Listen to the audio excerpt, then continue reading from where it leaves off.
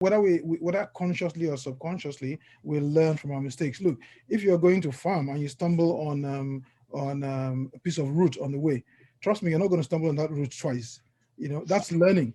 Because now you're aware that that branch or that root is there. So the next time you're passing by that particular place, to at least be careful about that root, because it's there, it's going to hit you're going to stub your toes. So you might think you haven't learned anything, but subconsciously you have learned something, and you would definitely do things a little bit differently than what you did in the past. And that's the failing forward that we all do, because that, okay, I must take something from what has happened before. Now, the way I do it, I tend to compartmentalize things into two separate columns. When I tell my friends this, they sort of, I know a friend of mine who calls me the two column person.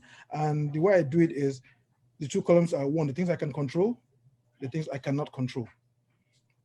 Now, if something happens, the way I look at it, and it's not just about failure, it's also about just life as a whole. You look at, if you want an expected outcome, then you ask yourself, how do I get from where I am to this outcome? Now, there are two ways you can get there. You can get there via the things you can control and via the things you can't control.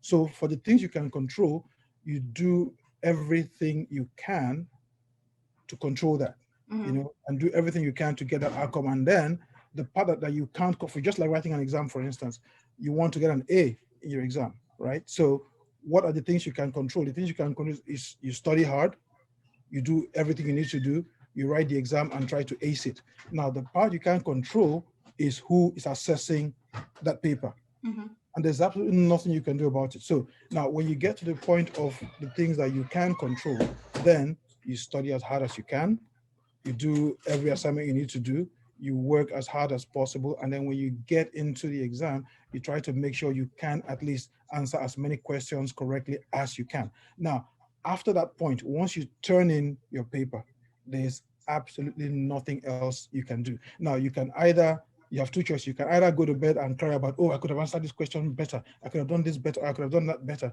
And it doesn't change the fact that there's nothing you can do about it anymore. At that point, it's out of your hands. So when you look at the things you can control and the things you can't control, then you know how to manage failure going forward.